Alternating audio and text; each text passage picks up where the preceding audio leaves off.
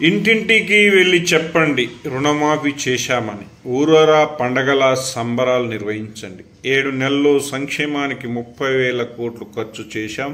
ప్రజల్లోకి దీన్ని తీసుకెళ్లడంలో వెనుకబడ్డాం. పీసీసీ నేతలతో ప్రత్యేక సమావేశంలో సీఎం రేవంత్ రెడ్డి.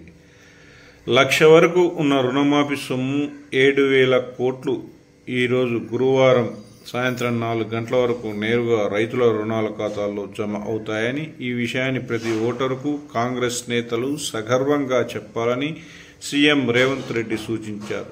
నా జీవితంలో ఇది ఎప్పటికీ గుర్తుండిపోయే రోజు. ఈ నెలాఖరులోగా 1,50,000 వరకు, ఆగస్టులోగా 2 లక్షల వరకు రుణమాఫీతో ఈ ప్రక్రియ పూర్తి చేస్తాం.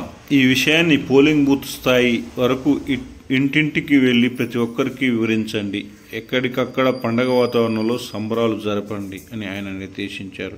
గత ప్రభుత్వం చూసినట్టయితే ₹1,00,000 మాఫీని చేస్తామని 5 సంవత్సరాలు ఆగినా కూడా ఇన్స్టాల్మెంట్ బేస్లో ఎన్నో సంవత్సరాలు గడిచినప్పటికీ రీషెడ్యూల్ చేశారు తప్ప పూర్తిగా ఎక్కడ కూడా మాఫీ చేసినట్టుగా దాఖలాలు లేవు. కాబట్టి ఇలాంటి సన్నివేశాన్ని తెలపాల్సిన అవసరం ప్రతి ఒక్కరికి ఉంది.